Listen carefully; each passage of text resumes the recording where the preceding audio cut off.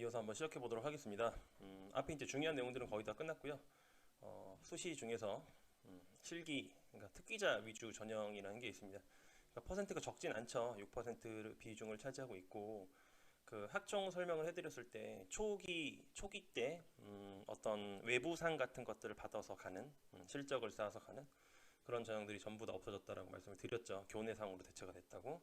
이제 그 친구들이 여기로 다 몰려왔다라고 생각하시면 되겠습니다. 지금도 뭐 외부에서 하는 대회가 분명 존재를 하고, 그리고 특화시켜서 이제 진학을 하는 그런 친구들이 이쪽이라고 생각하시면 되고요. 예체능을 포함한 모든 분류의 특기자 전형을 이제 실기 위주 전형이라고 얘기를 합니다.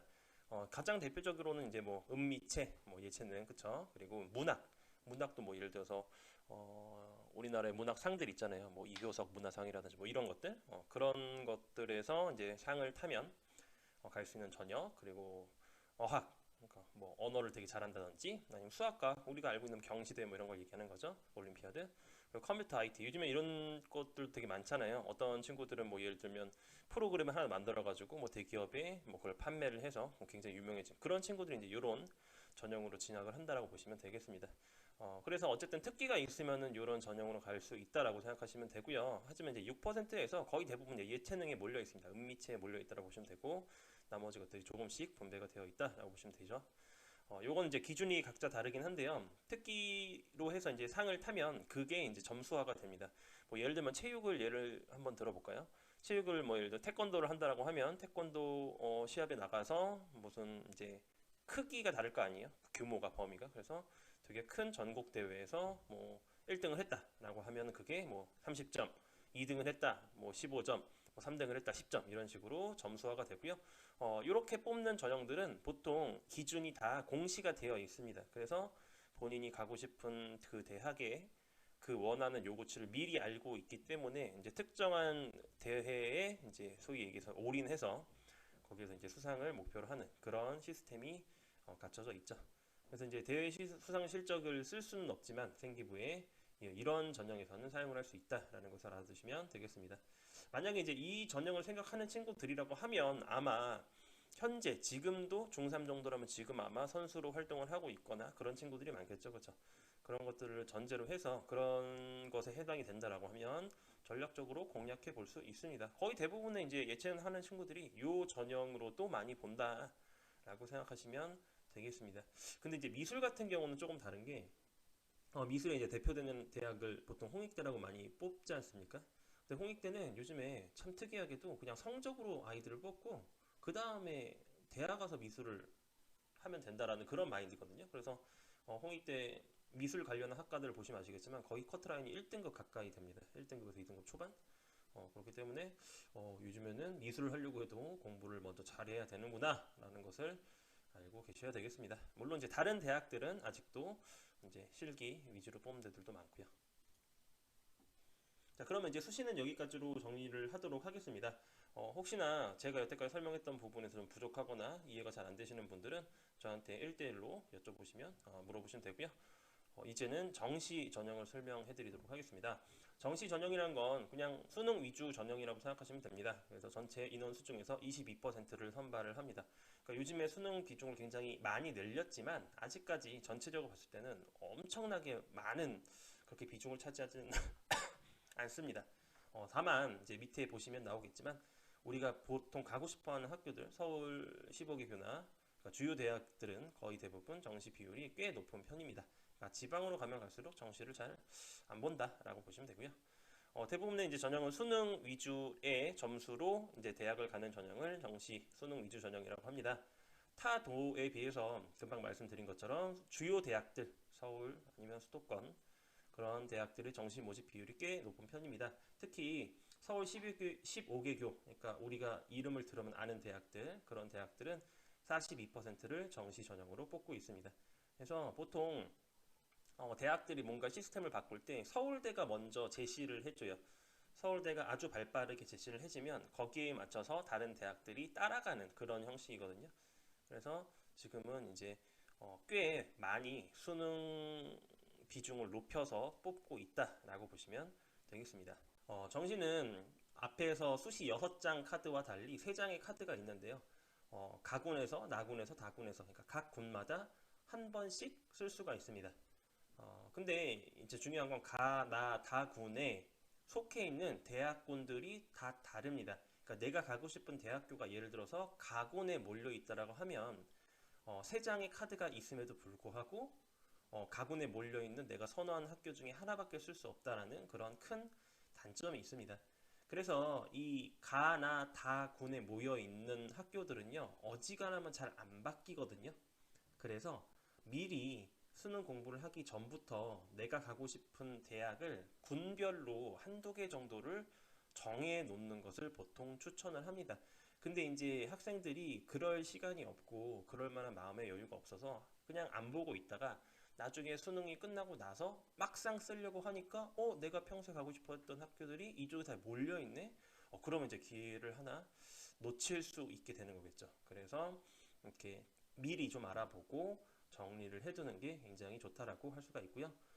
어떤 학교는 가나 다 모집하는 경우가 있어요. 뭐 예를 들어서 A라는 학교는 가군에서도 뽑고 나군에서 뽑고 다군에서 뽑고. 근데 이제 우리가 소위 알고 있는 좋은 학교들은 보통 1개, 2개 정도의 군별에서 모집을 한다라고 보시면 됩니다.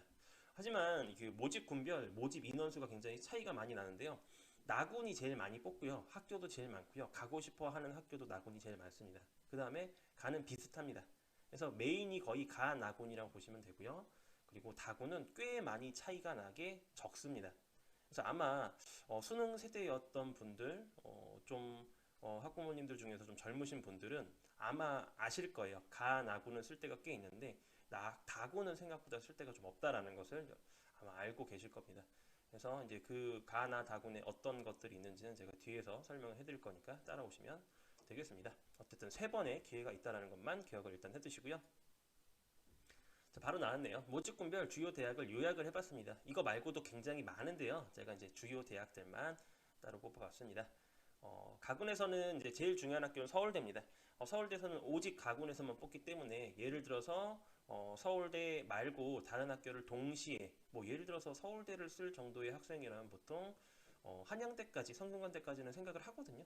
물론 안 하는 친구도 있지만 하는 친구들도 있습니다. 왜냐하면 이과 특과 대학교라고 보통 요즘에는 인식을 하고 있기 때문에 서울대 만큼은 아니어도 굉장히 인기가 좋거든요. 그래서 예를 들어서 서울대는 좀 간당간당하고 뭐 한양대, 성균관대 정도를 쓸 수 있는 친구들은 가군에서 이제 좀 고민을 해봐야 될 겁니다. 그래서 그 외의 대학들은 이제 주요 대학들 이렇게 있고요.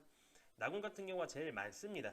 근데 이제 나군에는 서울대가 없죠. 그래서 고려대, 연세대 둘 중에 하나를 선택을 해야 되기 때문에 이렇게 동시에 쓸 수는 없습니다. 그래서 여기에서 이제 고려대를 쓸 것인지 연세대를 쓸 것인지 이런 식으로 나뉘게 되고요. 그것 말고도 다른 괜찮은 대학교들이 꽤 많습니다. 그러니까 범위가 되게 넓다라고 보시면 돼요. 그러니까 내가 어떤 점수를 받던 그 점수대에서 쓸 수 있는 거의 대부분의 대학들이 존재한다. 가군도 그렇고 나군도 그렇고. 근데 다군을 보시면은 제가 이걸 일부러 뺀 게 아니고요. 위에 있는 모든 학교들 중에서 다군에서 뽑는 학교들만 따로 추린 겁니다. 그래서 뭐 예를 들어서 카톨릭 대학교 같은 경우는 이제 가나다군을 다 뽑죠. 그리고 이제 건국대학교 같은 경우도 다 뽑고요.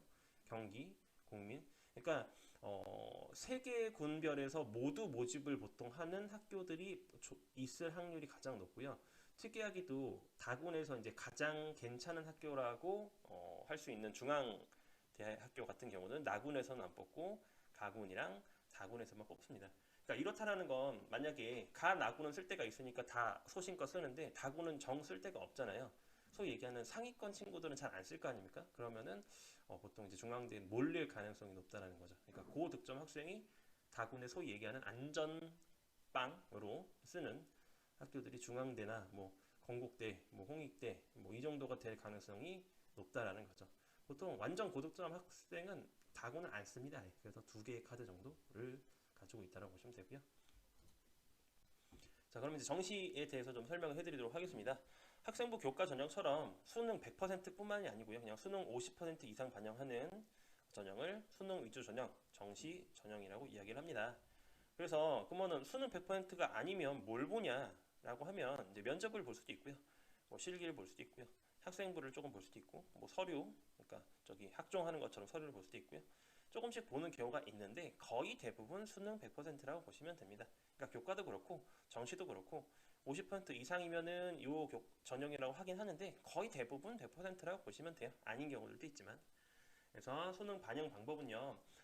요거를 좀 설명을 드리면 좋은데 100분이라는 건 아시다시피 1등부터 100등까지 그러니까 모든 학생들의 순위를 쫙 모아가지고 이제 딱 비례해가지고 1%, 2%, 3%, 4% 해가지고 퍼센트로 해서 위에서부터 쭉 나열하는 걸 100분이라고 얘기를 하죠.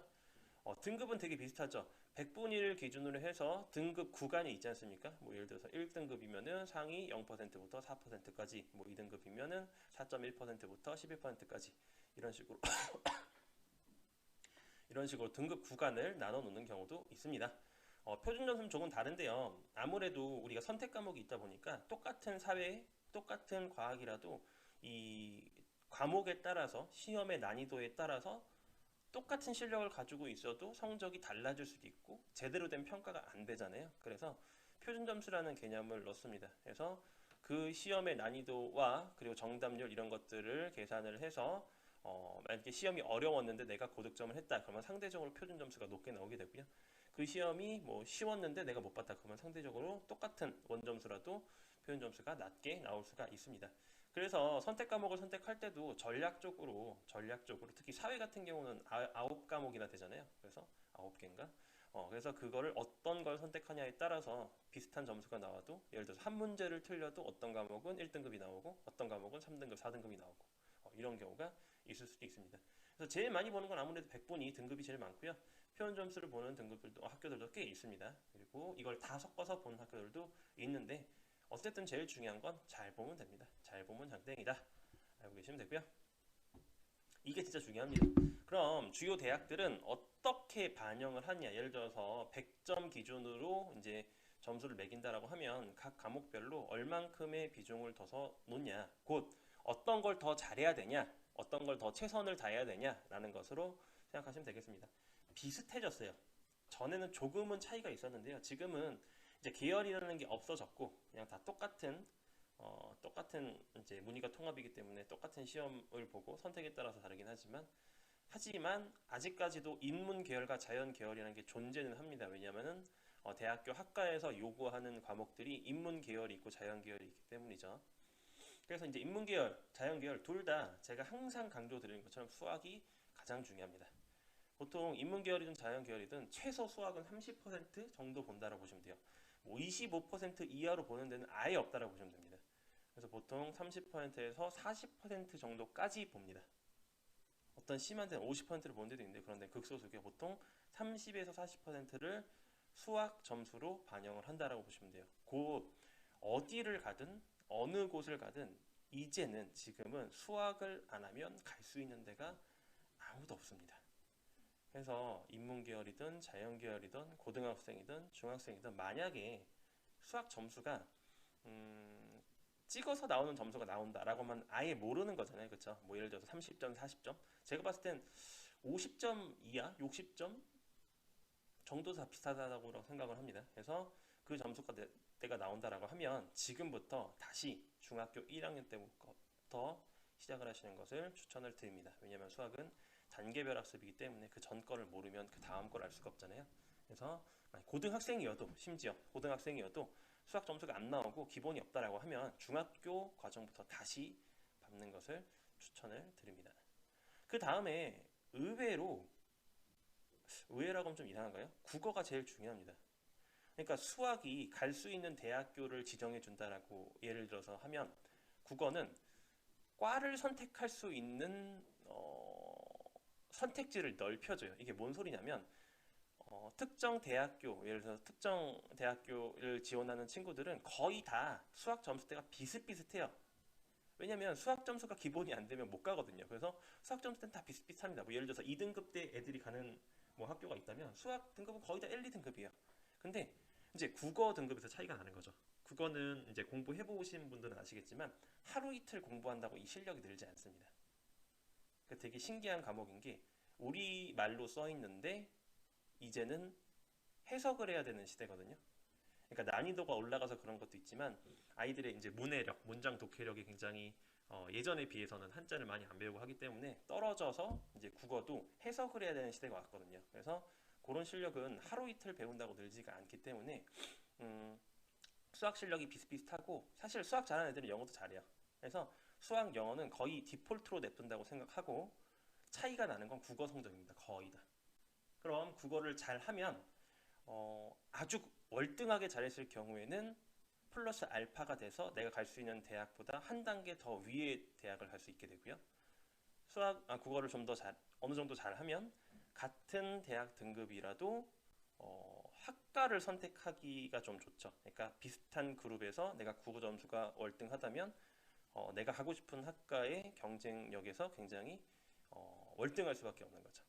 그래서 수학이 일단 기본이 안 되면 아무것도 안 되고요. 그건 일단 전제를 깔고 국어 점수조차 괜찮다라고 하면 학과를 선택하는 데에서도 굉장히 자유도를 느낄 수 있다 라고 보시면 되겠습니다.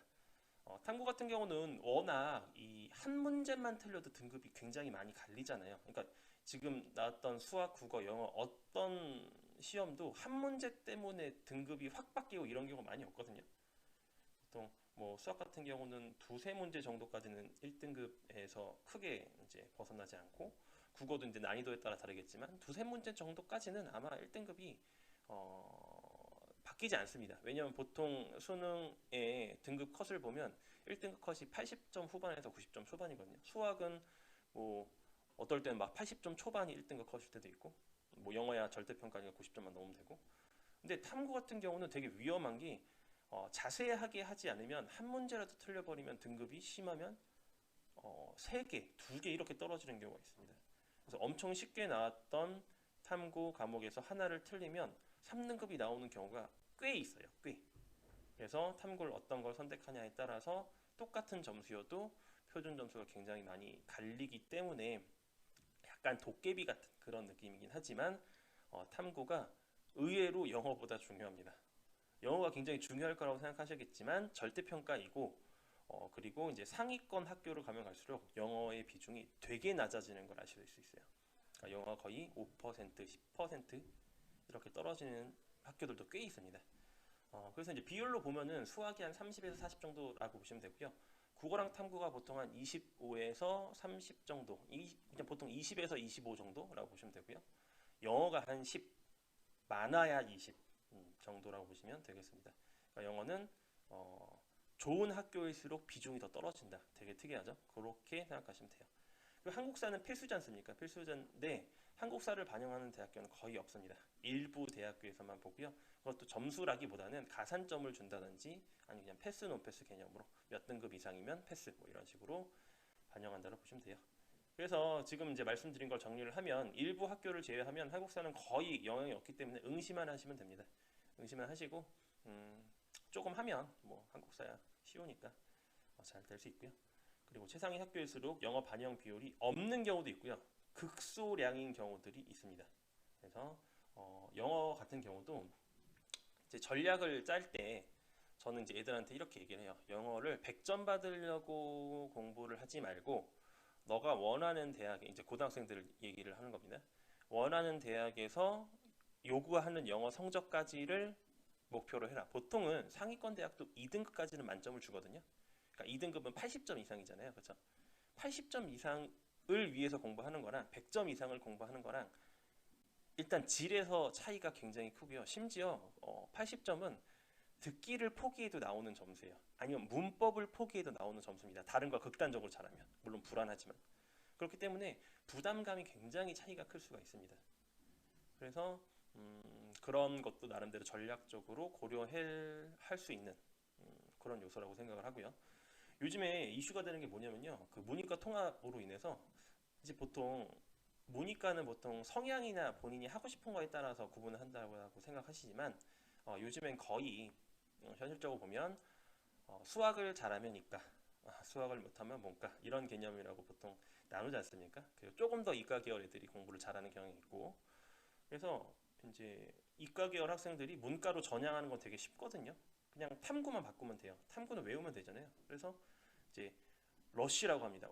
특히 이제 올해, 그러니까 작년이죠. 그러니까 작년 수능 올해 갔던 애들이 굉장히 그게 심했는데, 이 이과 계열 애들이 문과 계열의 인기 학과들을 독식해버리는 그런 현상들이 심해서 약간 이제 사교육 그쪽에서도 그렇고 조금 이슈가 있었습니다. 그래서 문과에서 이과로 넘어가는 건 예나 지금이나 굉장히 어렵지만 이과에서 문과는 크게 어렵지 않기 때문에 그런 경향들이 있다. 그래서 이거 개인적인 의견을 말씀드리면 지금 시대, 지금 우리 애들이 대학을 가는 시대에서는 필연적으로 이과 계열이면 유리할 수밖에 없다라고 보여집니다. 외인고 하니 설사 문과 계열을 가고 싶다라고 해도 일단 이과에서 공부를 하고 문과로 넘어갈 수 있습니다. 충분히 3학년 때도. 그래서 근데 이제 반대는 어렵거든요. 문과에서 이과로 넘어가려면 수학도 다시 해야 되고 더 어려운 걸 탐구도 과학을 처음부터 다시 해야 되잖아요. 그거는 굉장히 쉽지가 않거든요. 그래서 이건 개인적인 의견입니다. 되도록이면 이과 계열로 이렇게 이끌어주는 게 아이들한테는 조금 더 유리할 수는 있겠다 라고 개인적으로 한번 생각을 얘기를 해봤습니다. 자, 그럼 마지막으로 이제 여태까지 설명드렸던 전형별 모집 인원을 한번 비교를 해보도록 하겠습니다. 이거는 이제 올해 바뀐 것을 기준으로 설명을 드릴 거고요. 이 표를 보시면 이제 어느 정도 비율로 어떤 전형을 어떤 곳에서 선호하고 많이 뽑는지를 확실하게 아실 수가 있습니다. 하나씩 알아보도록 할게요. 이건 이제 지역이죠. 쉽게 얘기하면 권역이라는 건 지역별로 모집 인원을 한번 비교를 해보도록 하겠습니다. 전국 말고요. 일단 이거 밑에부터 볼게요. 서울 15개 대학, 아까 말씀드렸던 주요 대학들 있죠? 그 대학들을 수시와 정시로 나누었을 때 이렇게 비율을 뽑는다라고 합니다. 수시가 60% 정도 되고요. 정시가 40% 조금 넘고요. 이렇게 보시면 되고요. 작년 대비 봤을 때 수시는 줄어들었고 정시는 늘었다라고 보실 수가 있고 신기하게도 전국 평균과 비슷한 비율로 가고 있다라고 보시면 되겠습니다. 곧 서울에 있는 학교들은 확 바뀌고요. 나머지는 학교들은 천천히 오히려 반대가 되는 그런 현상이라고 보시면 되겠죠. 그래서 이렇게 되고요. 수도권 같은 경우는 조금 더 수시가 많습니다. 이 정도 비율이 보통 여기까지 지방 거점 공립대 여기까지가 보통 원래의 수시 정시 비율이라고 보시면 돼요. 2대 1. 그러니까 수시가 66에서 70% 사이, 정시가 한 30% 미만 이 정도로 보시면 되거든요. 이게 딱 예전의 평균 정도라고 보시면 됩니다. 그래서 여기에서 이만큼 간 건 학종에서 정시로 넘어간 비율이다라고 생각하시면 쉬워요. 비수도권은 굉장히 극단적으로 아니죠. 수시로 90%를 뽑고요. 정시는 10% 뽑습니다. 점점 심해지고 있죠. 그렇죠? 그러니까 이것도 되게 위험한 게 서울이 아닌 곳에 양극단화가 엄청나게 심해지고 있다는 겁니다. 그러면 더더욱 선호는 떨어질 수밖에 없겠죠. 이게 잘하고 있는지는 사실은 모르겠어요. 그러니까 물론 지방대가 살아남기 위해서 궁여지책으로 지금 쓰고 있긴 한데 과연 이 방법이 좋은 것인가 라고 생각했을 때는 저는 잘 모르겠습니다. 다음으로 이제 전형별로 한번 볼게요. 아까 설명드렸던 학생부 교과, 종합, 논술, 실기, 그리고 수능 이렇게 5가지라고 대충 보시면 되겠죠. 서울 주요 대학은 말씀드린 것처럼 학생부 교과는 11%밖에 안 뽑습니다. 그러니까 주변에 학생부 교과 성적 내신 성적으로 갔는데 서울 안에 있는 학교를 갔다. 그러면 그 친구는 진짜 내신 관리 잘한 거예요. 정말로 너무너무 잘한 겁니다. 그러니까 어지간한 학교들은요, 이 내신 등급 컷이 거의 다 1등급대라고 보시면 됩니다. 뭐 예를 들어서 뭐 경희대 같은 경우는 뭐 서울 주요 대학에서 한 중간 정도 되는 학교잖아요, 그렇죠? 중상이라고 하기 좀 애매해요. 중간 정도죠. 이 경희대 같은 경우는 수능으로 가려면 보통 80% 후반에서 90% 사이, 그러니까 2등급대, 2등급 중반, 초중반 정도, 초후반까지도 가거든요. 초중후반, 그러니까 중반이라고 보겠습니다. 그 정도만 갈 수 있는데요. 그 학교를 내신 점수로만 가려고 하면 경희대도 보통 1.5 정도라고 보셔야 돼요. 1.5, 1.45. 그게 어느 정도냐면요. 모든 과목, 모든 학기 때 1, 1, 1, 1, 1, 2, 2, 1, 1, 1 이 정도. 그러니까 그게 거의 사람 같지 않은 점수거든요. 거의 진짜로 엄청나게 학교에 공부를 열심히 하는 그런 친구 아니고서는 그 점수를 받기가 힘든데 그래야지만 갈 수 있다고 보시면 돼요. 그렇기 때문에 굉장히 적고요. 학종이 굉장히 높죠. 제가 말씀드린 것처럼 이게 많이 줄은 겁니다. 실제로 몇 년 전까지만 해도 학종이 50%가 넘었어요. 그래서 학종에 목을 맸던 게 학종으로만 뽑으니까 어쩔 수가 없었던 겁니다. 근데 이 학종을 빼서 이제 수능으로 보내줬다라고 생각하시면 되고요. 이제 그래도 많죠. 그럼에도 불구하고 두 번째로 많죠. 논술은 아까 말씀드린 것처럼 8.6%. 논술도 무시할 만한 비중이 절대 아니죠. 보시면 교과랑 비슷합니다. 실기는 아까 말씀드렸던 그 특화돼서 열심히 하는 친구들 수상으로 정시는 40% 정도고요. 자, 수도권을 내려오면 약간 이제 차이가 꽤 많이 납니다. 교과에서 이제 되게 많이 뽑죠. 27%, 30% 가까이 뽑고 학종이랑 비슷한 비율을 뽑습니다. 논술은 그래도 수도권까지는 꽤 봐요. 꽤 봅니다. 주요 대학에서. 수능은 아직은 한참 멀었죠. 30%가 안 되니까 그렇게 보시면 되고요. 지역 거점 공립대는 아까 설명드렸을 겁니다. 아마 그 지역 이름이 들어가는 뭐 강원대, 부산대 이런 데를 얘기하는 거죠. 그래서 교과를 굉장히 많이 뽑죠. 공립대만 와도. 이것도 예전에 비해서 되게 많이 달라졌는데요. 요즘에는 지방 거점 공립대도 되게 많이 구멍이 난다라는 걸 아마 뉴스에서 많이 들어보셨을 거예요. 저희 때와 다르게. 그래서 학생들이 그래도 선호해서 쉽게 올 수 있는 게 교과 전형이기 때문에 아마 교과 전형을 점점점 늘리는 것 같습니다. 그리고 학종이 줄어들고 수능은 비슷한 비율이고요. 그리고 이제 지방으로 내려가면 갈수록 논술이 거의 없어진다는 것을 확인하실 수 있겠죠. 비수도권은 뭐 말할 것도 없습니다. 학생부 교과로 거의 다 뽑고요. 학종 굉장히 적죠. 논술 안 뽑는다고 보시면 됩니다. 수능도 거의 없다라고 보시면 돼요. 그러니까 여기서 말하는 9.2%는요. 등급이 거의 필요 없는 점수라고 보시면 됩니다. 그냥 찍고 수능을 찍어서 그냥 아무렇게나 점수가 나와도 그냥 쓰면 붙는. 왜냐면 미달이 나니까요. 그런 비율이라고 보시면 되니까 이건 거의 허수라고 이제 보시면 되겠습니다. 이렇게 지금까지 전형이랑 그리고 지역별로 구분을 해가지고 설명을 나름대로 되게 자세하게 드렸습니다. 그럼 요 정도까지만 사실 보시면 우리 아이가 가지고 있는 장점들을 파악하셔서 어떤 걸로 공략을 하는 게 가장 좋은지에 대해서 이제 이야기를 할 수 있는 준비를 끝내신 거예요. 마지막으로 하나 더 알아보겠습니다. 이게 제가 뭘 한 거냐면요. 예를 들어서 그 유형별로 되게 불만족스러운, 그러니까 결과가 좋지 않은 그런 사례들을 한번 모아봤습니다. 뭐 첫 번째 유형, 뭐 예를 들어서 수시 6장이랑 정시 3장 있다라고 하면 이렇게 쓰는 거죠. 교과도 좀 쓰고, 근데 교과는 되게 높게 쓰고, 학종을 3장을 쓰는데 되게 높게 쓰고, 학종은 낮춰 쓰는 경우는 거의 없다라고 말씀드렸죠. 거기다가 논술까지 애매하게 하나를 넣은 겁니다. 그리고 수능은 뭐 가는 상향, 나도 상향, 다는 안정. 그러니까 뭐 예를 들어서 이 학생 같은 경우는 특히 잘하는 게 없으니까 이것저것 찔러보는 학생의 유형인 거죠. 교과로도 써보고 학종으로도 써보고 논술로도 써보고 수능 봤을 때는 눈은 높으니까 상향을 쓰고 다 아까 얘기했던 별로 쓸 데가 없는 데서 그냥 안정을 쓰는 거죠. 그러면 안정을 쓴다는 것도 그냥 평균치를 쓰는 것이기 때문에 붙는다는 보장이 전혀 없죠. 절대 없죠. 자, 이랬을 때 이 학생은 어떤 것들을 해야 되냐? 교과 쓰니까 교과 성적 당연히 관리해야죠. 학종도 하니까. 그럼 학종 하니까 학교 생활도 해야겠죠. 그리고 논술 덕이다가 이제 교과와 학종을 쓴다는 건 이 5개의 카드 중에서 분명히 수능 최저 학력 기준을 보는 데가 분명히 거기다가 이제 논술을 한다는 건 또 논술 준비 3학년 때 해야 되는 거죠. 그러면은 3학년 때 위에 했던 것들을 소홀히 할 수밖에 없겠죠. 그런 상태에서 수능을 봤으면 당연히 점수가 잘 안 나올 거고 다구는 뭐 상향했으니까 무조건 떨어질 거고 다구는 이제 붙어도 불만족. 가면 다행이지만 이런 식의 결과가 나올 수 있다는 거죠. 이런 경우가 있을 수도 있고요. 최악의 경우 두 번째로는 이제 정시를 고려하지 않고 수시를 지나치게 안정적으로 하향으로 두면요. 학교의 결국에 만족하지 못해요. 왜? 비슷한 점수를 받던 친구들은 다 만족할 만한 학교들을 가는데 나만 너무 이게 마음에 안 드는 거죠. 그러면 오히려 반수라 재수를 생각하게 되고 시간 낭비를 하게 되는 거죠. 아니면은 이제 논술 비율이 높은 학교, 아까 말씀드렸던 연세대나 건대 같은 그런 데다가 그냥 막 6장을 다 때려 박는 겁니다. 근데 그게 확률로 치면 물론 허수가 많지만 확률로 치면 1% 미만이거든요. 그럼 1% 미만의 복권을 6장을 쓰는 걸 12년 동안 준비한 걸로 날려버리는 겁니다. 이런 경우들이 굉장히 실패 요소가 될 가능성이 높은 그런 상황이다. 물론 이게 뭐 무조건 그렇다는 건 아니지만 이런 예시를 통해서 이런 것들은 좀 위험할 수 있다는 것도 설명을 해드렸습니다.